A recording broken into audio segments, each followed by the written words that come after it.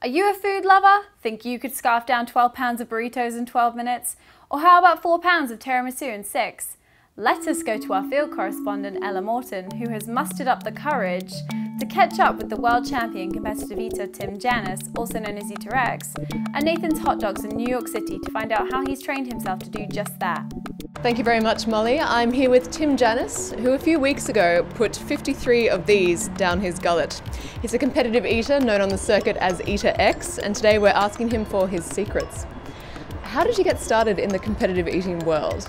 I actually was just looking for a fun day away from work one day. I used to trade stocks, and it was kind of tough, and I was kind of sick of it, and I needed a vacation, but I was too poor to afford one. So I read about a contest in New York, and I signed up for it, and I thought that'll be a good day for myself. In the days before a competition, what are the kind of things that you were doing to prepare yourself? I try to make sure that I'm eating the right kinds of foods, try to make sure that I'm exercising, getting a lot of sleep. You wouldn't go out and like chop wood or run a marathon if you hadn't, taken care of yourself. What does it actually physically feel like to have 53 hot dogs in your stomach? It's kind of like having a big sandbag in your stomach after a while. I mean, at first, you don't even care. You're sort of just blissfully going through the contest. It's all adrenaline. You're pushing yourself, and you're not really aware of what you're doing. But when the contest sort of ends and the adrenaline wears off, then you realize that you've just put, with the liquid you've consumed as well, close to 20 pounds of substance into your body. How do you prevent yourself from, as we would say in Australia, technicolor yawning?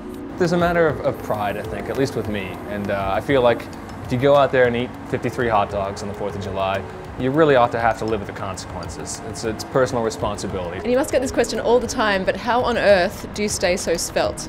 I think it comes down to making the right choices, when you're not eating. I do about 15 contests a year, so I have 350 days of the year to take care of myself properly.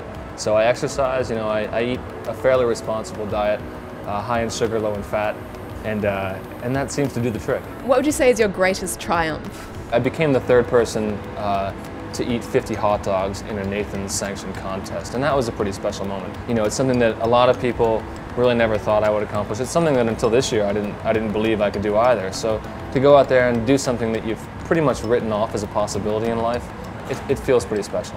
When you compete, you have a mask on, you paint your face. Yeah. Why do you do that? I have a great time drinking, I have a great time going to basketball games, I have a great time heckling. I also have a great time painting my face, and so I can only do one of those 4 things while I'm competitively eating, and painting the face is the one.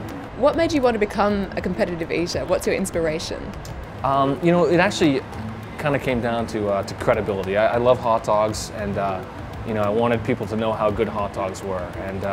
And I could go out and I could tell you hot dogs are the greatest thing in the world, and you would just say, well, that's just words. And so I figured, well, if I go out there and I eat 53 hot dogs, then you have to take my word for it that hot dogs are wonderful. So, I did what it took. So there you have it, competitive eating, a delicious fusion of athleticism and gluttony. I'm Ella Morton for Rocketboom.